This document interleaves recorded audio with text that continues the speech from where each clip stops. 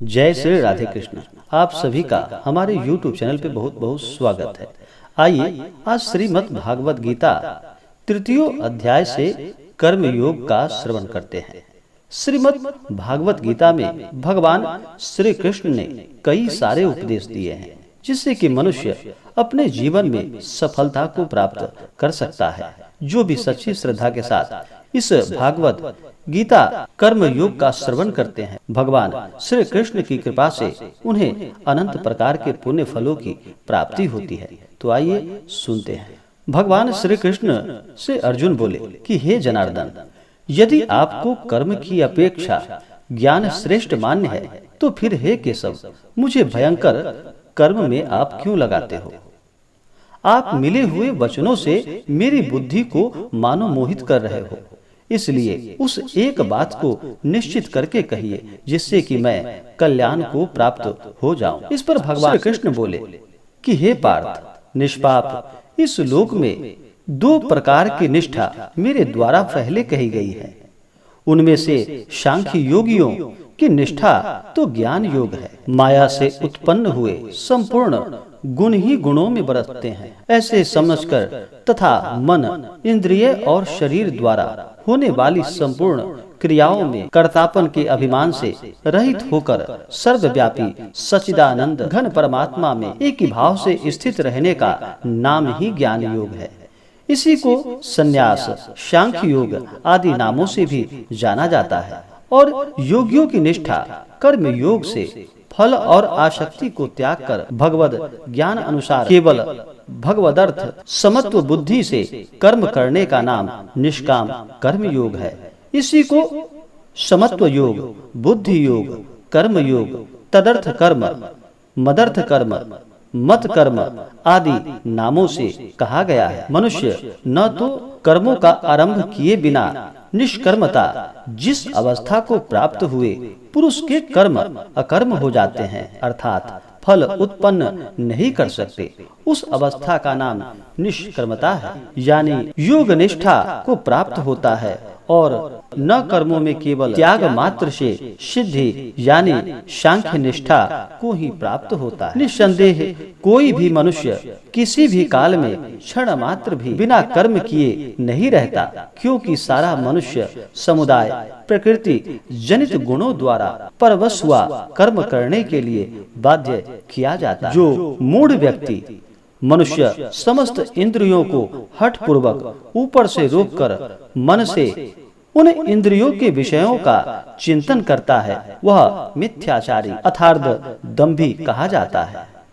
किंतु हे अर्जुन, जो पुरुष मन से इंद्रियों को वश में करके अनासक्त हुआ समस्त इंद्रियों द्वारा कर्म योग का आचरण करता है, वही श्रेष्ठ होता है। तुम शास्त्र विहित कर्म योग कर, क्योंकि कर्म न करने की अपेक्षा कर्म करना श्रेष्ठ है, तथा कर्म न करने से तेरा शरीर निर्वाह भी नहीं सिद्ध होगा। यज्ञादि कर्मों की आवश्यकता तथा यज्ञ की महिमा का वर्णन। यज्ञ के निमित्त किए जाने वाले कर्मों से अतिरिक्त दूसरे कर्मों में लगा हुआ ही यह मनुष्य समुदाय कर्मों में बनता है। इसलिए हे अर्जुन, तू आसक्ति से रहित होकर उस यज्ञ के निमित्त ही भली भांति कर्तव्य कर्म करो। प्रजापति ब्रह्मा ने कल्प के आदि में यज्ञ सहित प्रजाओं को रचकर उनसे कहा कि तुम लोग इस यज्ञ द्वारा वृद्धि को प्राप्त हो और यह यज्ञ तुम लोगों को इच्छित भोग प्रदान करने वाला। तुम लोग इस यज्ञ द्वारा देवताओं को उन्नत करो और वे देवता तुम लोगों को उन्नत करेंगे। इस प्रकार निस्वार्थ भाव से एक दूसरे को उन्नत करते हुए तुम लोग परम कल्याण को प्राप्त हो जाओगे।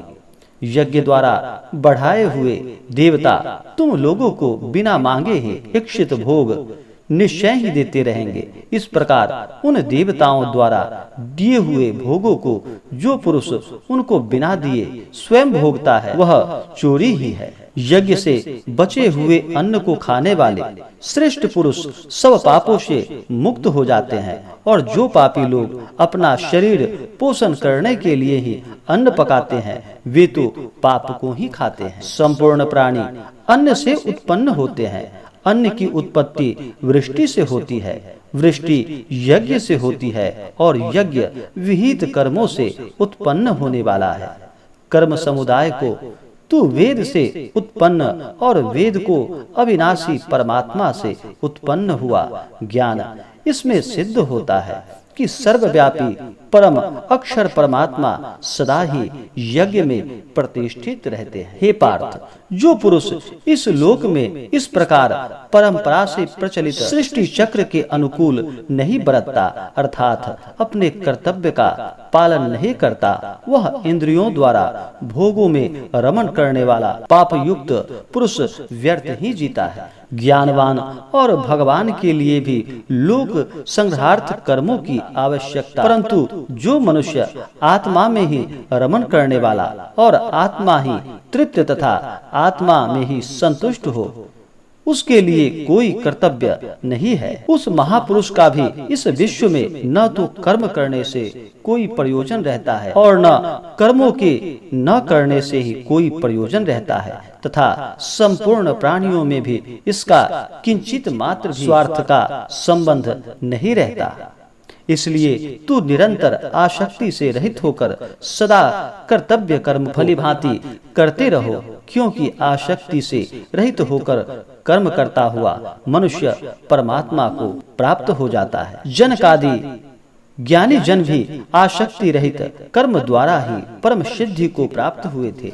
इसलिए तथा लोक संग्रह को देखते हुए भी तू कर्म करने के ही योग्य है, अर्थात तुझे कर्म करना ही यह उचित होगा।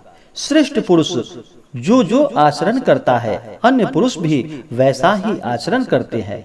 वह जो कर देता है, समस्त मनुष्य समुदाय उसी के अनुसार बरतने लग जाते हैं। हे अर्जुन, मुझे इन तीनों लोकों में न तो कुछ कर्तव्य है और न ही कोई प्राप्त करने योग्य वस्तु अप्राप्त है, तो भी मैं कर्म में ही बरतता हूँ। क्योंकि हे पार्थ, यदि कदाचित मैं सावधान होकर कर्मों में न बरतूं, बड़ी हानि हो जाएगी, क्योंकि मनुष्य सब प्रकार से मेरे ही मार्ग का अनुसरण करते हैं। इसलिए यदि मैं कर्म न करूं, तो यह सब मनुष्य नष्ट भ्रष्ट हो जाए और मैं संकर्ता का करने वाला हूँ तथा इस समस्त प्रजा को नष्ट करने वाला बनूं। अज्ञानी और ज्ञानवान के लक्षण तथा राग द्वेष ये रहित होकर कर्म करने की प्रेरणा।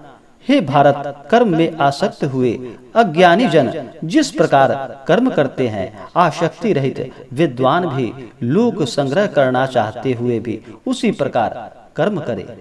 परमात्मा के स्वरूप में अटल स्थिति हुए ज्ञानी पुरुष को चाहिए कि वह शास्त्र विहित कर्मों में आसक्ति वाले अज्ञानियों की बुद्धि में भ्रम अर्थात कर्म में अश्रद्धा उत्पन्न न करे, किंतु स्वयं शास्त्र विहित समस्त कर्म भली भांति करता हुआ उससे भी वैसे ही करवाए।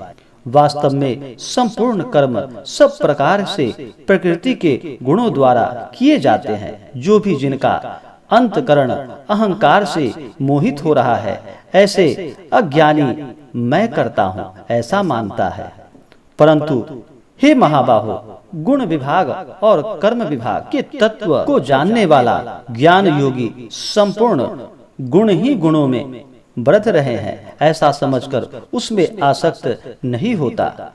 प्रकृति के गुणों से अत्यंत मोहित हुए मनुष्य गुणों में और कर्म में आसक्त रहते हैं।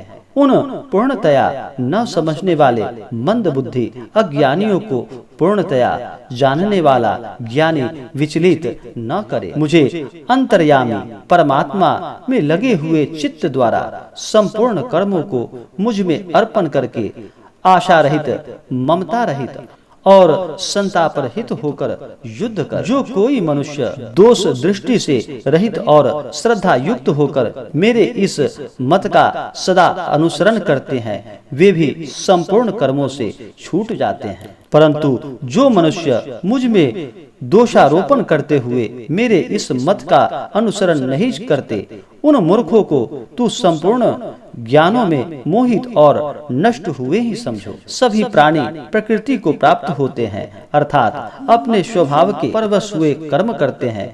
ज्ञानवान भी अपनी प्रकृति के अनुसार चेष्टा करता है, फिर इसमें किसी का हठ क्या करेगा। इंद्रिय के अर्थ में अर्थात प्रत्येक इंद्रिय के विषय में राग और द्वेष छिपे हुए स्थित है। मनुष्य को उन दोनों में वश नहीं होना चाहिए, क्योंकि वे दोनों ही इसके कल्याण मार्ग में विघ्न करने वाले महान शत्रु हैं। अच्छी प्रकार आचरण में लाए हुए दूसरों के धर्म से गुण रहित भी अपना धर्म अति उत्तम है। अपने धर्म में तो मरना भी कल्याण कारक है और दूसरों का धर्म भय को देने वाला है। फिर अर्जुन बोले कि हे कृष्ण, तो फिर यह मनुष्य स्वयं न चाहता हुआ भी बलात् लगाए हुए की भांति किससे प्रेरित होकर पाप का आचरण करता है। भगवान श्री कृष्ण कहते हैं कि हे पार्थ, रजोगुण से उत्पन्न हुआ यह काम ही क्रोध है। यह बहुत खाने वाला अर्थात भोगों से कभी न अघाने वाला और बड़ा पापी है। इसको ही तू इस विषय में वैरी जानो।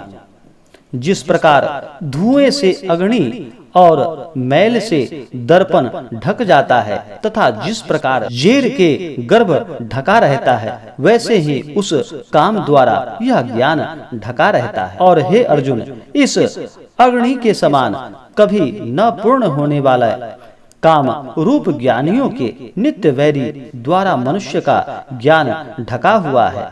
इंद्रियां, मन और बुद्धि ये सब इसके वासस्थान कहे जाते हैं। यह काम इन मन, बुद्धि और इंद्रियों द्वारा ही ज्ञान को आच्छादित करके जीवात्मा को मोहित करता है।